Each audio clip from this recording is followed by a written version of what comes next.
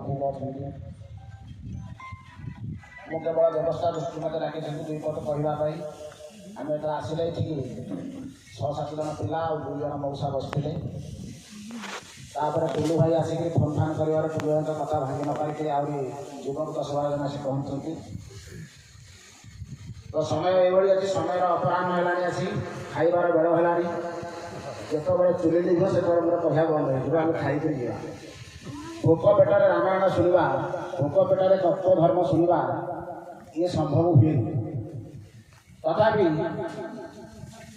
ଆଜିର ଏ ଯେଉଁ ଆହ୍ୱାନ ଅଛି, ହୁଏତ ମୋତେ ଲାଗୁଛି ଯେତେବେଳେ ପ୍ରଚାର ହେଇଥିବ 5-6 ଦିନ ତଳୁ ମୋତେ କେତେ ଜଣ କହୁଥିଲେ ହିନ୍ଦୁ ସମ୍ମିଳନୀ ମୋ ଉପରେ ସୋସିଆଲ ମିଡ଼ିଆରେ କାର୍ଡ଼ ଆସୁଛି।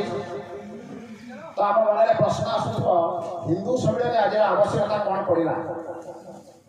ତ ଆମେ ଦେଖିଛେ ଜୟପୁରରେ ନିଗମାନନ୍ଦଙ୍କ ସମ୍ମିଳନୀ ଦେଖିଛେ, ଅନୁଗୁଳ ଚନ୍ଦ୍ର ଭକ୍ତମାନଙ୍କର ସମ୍ମିଳନୀ ଦେଖିଛେ, ସତ୍ୟସାଇ ଯୁବତୀମାନଙ୍କର ସମ୍ମିଳନୀ ଦେଖିଛେ, ଅଳ୍ପ କିଛି ବର୍ଷ ତଳେ ମୁସଲିମମାନଙ୍କର ସମ୍ମିଳନୀ ଏଠି ଗୋପୁର ସେପଟେ ହେଇଥିଲା ତାକୁ ବି ଦେଖିଛେ। କିନ୍ତୁ ହିନ୍ଦୁ ସମ୍ମିଳନୀ ଦେଖିବା ଆମ ପାଇଁ ମଧ୍ୟ ନୂଆ ମତ ଲାଗୁଛି। ମୋର ଯେଉଁ ଆଜି 52 ବର୍ଷ ବୟସ ଭିତରେ ହିନ୍ଦୁ ସମ୍ମିଳନୀ ମୁଁ ଦେଖିନି କି ହିନ୍ଦୁ ସମ୍ମିଳନୀ ଶୁଣିନଥିଲି।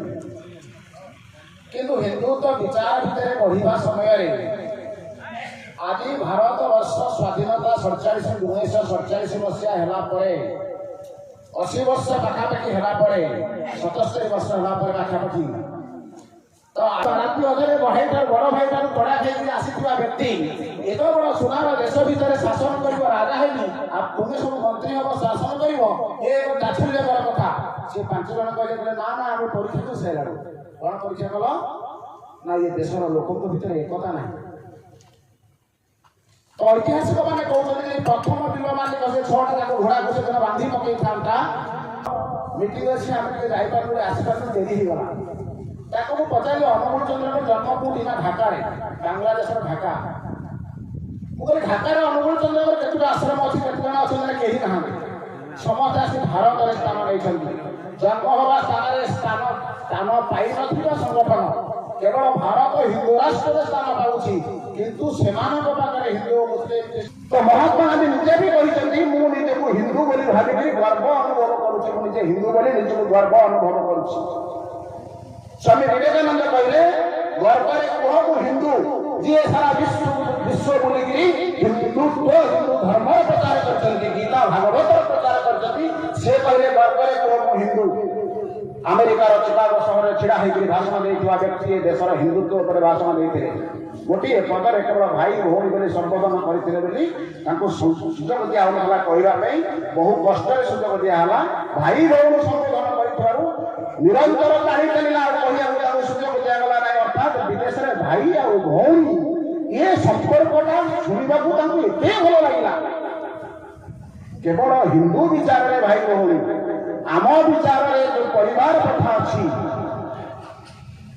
ଆମ ବିଚାରରେ ଯେଉଁ ପରିବାରର ସଂସ୍କାର ଅଛି, ଭାଇ ଭଉଣୀ, ବାପା ମା ପୁଅ ଝିଅ ଆଙ୍କ ଭିତରେ ଯେଉଁ ନିବିଡ଼ ବନ୍ଧୁତ୍ୱର ସମ୍ପର୍କ ବାନ୍ଧି ହେଇକି ରହିଛି, କେବଳ ଭାରତୀୟ ବିଚାରରେ ନିଜର ସ୍ତ୍ରୀକୁ ଛାଡ଼ିଦେଲା ପରେ ଅନ୍ୟ ଯେତେ ରହିଲେ ସମସ୍ତେ ମା ବୋଲି ଆମେ ତାଙ୍କୁ ସମ୍ବୋଧନ କରାଉ। ଛୋଟିଆ ଝିଅଟାକୁ କହୁ ମା ଆଡ଼େ ଆସିଲୁ, ବଡ଼ ବୁଢ଼ୀଟାକୁ ବୟସ୍କ ବୁଢ଼ୀଟାକୁ କହୁ ମା ତୁମେ କ'ଣ କରୁଛ।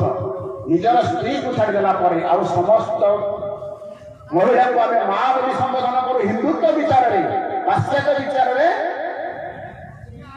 କେବଳ ନିଜର ମାକୁ ଛାଡ଼ିଦେଲେ ଆଉ ସମସ୍ତଙ୍କୁ ସେମାନେ ଭୂଜା ବୋଲି ସମ୍ବୋଧନ କରନ୍ତି, ଆଉ କାହାକୁ ମା ବୋଲି ସମ୍ବୋଧନ କରନ୍ତି ନାହିଁ।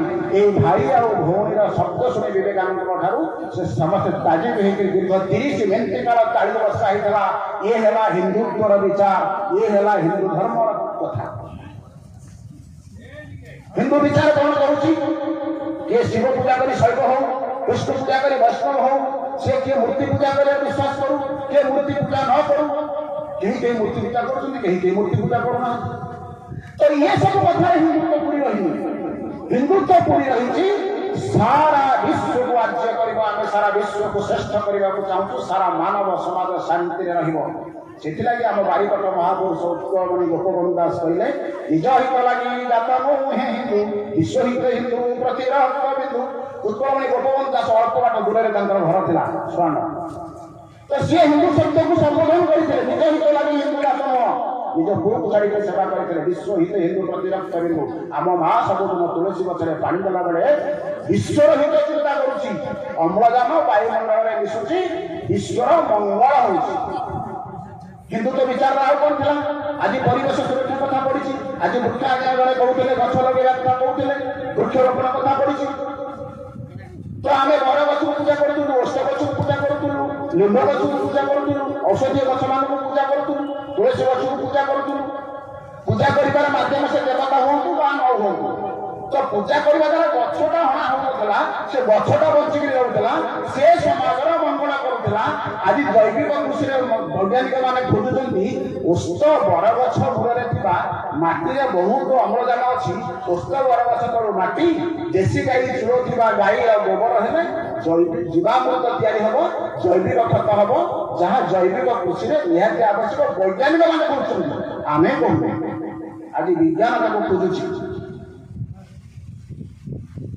तो तेणुक आम विचार हिंदुत्व विचार ये कथा आज सीना गरम बढ़िबार ग्लोबल वार्मिंग टेम्परेचर बढ़िबार आम चिंता करते विश्व ये कथा भारत माँ भौणी मैंने लक्ष लक्ष वर्ष पूर्व चिंता करते गछ बंचने दरकार आम गछ को पूजा करूँ नदी की पूजा करूँ पत्थर को पूजा करूँ माटी की पूजा करूँ सूर्य को पूजा करूँ चंद्र को पूजा करूँ आम समस्त प्रकृति की भल पाऊ आम प्रकृति को शोषण करूनी प्रकृति को दोहन करूँ गाई दुई क्षीर खिया जाए गाई की शोषण करा जाए प्रकृति की शोषण कर आज समाज हिंदुत्व विचार करें जब से विचार को फेरी जा फिर से माटी से पवन फिर से पानी गछ को आम देवता बोली मानिबा ताले से बंचिक रहिबे ताले प्रकृतिर बालांस ठीक रहिबो प्रकृति बंचिक रहिबो पर्यावरण संतुलित हबो जन समाज सुखे जीवन यापन करि पारिबो यथेष्ट अम्लजान मिले ग्लोबल वार्मिंग कमिबो ये हिंदुत्व विचार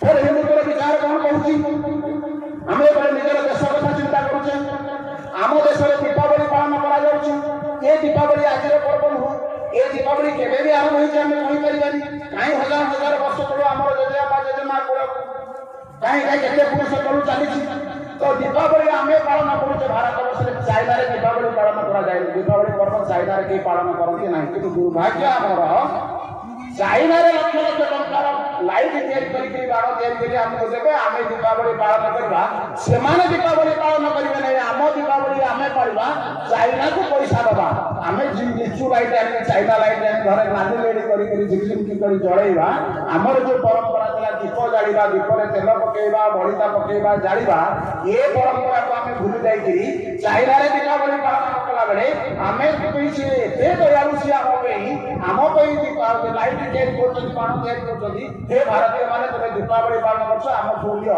आमर अर्थ को से शोषण कर ये है आमर दुर्भाग्य आमर आज बुड़ीगला से दीप दीप तैयारी कला बेले कुंभकार संप्रदाय मैंने कोशी होते बलिता तैयारी कला बेले सूताकार मैंने कोशी होते तेल बिकला बेले आमर साहूकार मैंने कोशी होते तीन तीनटा संप्रदाय आज भूखिला रही किंतु चाइना देला पैसा आम लाइट बाण आणिक दीपावली पालन कले सी दीपावली के पालन कला ना आमर तीनटा संप्रदाय भूखिला रही आम पाश्चात्य सभ्यता पक्षे जाइले हिंदुत्व विचार कला जब आम दीप जाड़ी दीपावली पालन करते आम देशर पैसा से कुंभकार नहीं था आम देशर पैसा आम सूताकार नहीं था आम देशर पैसा आम साहूकार नहीं तेल नहीं था तीन संप्रदाय चली था जोटा जगन्नाथ संप्रदाय अच्छी आम जगतर नाथ जगन्नाथ कथा चिंता करुचे जगन्नाथ पाखे जातिभेद नहीं आम भीतर एक घूर्ण्य प्रथा रही जातिभेद नीच जाति उच्च जाति ब्राह्मण वैश्य शुद्ध एक प्रकार जो भावना रही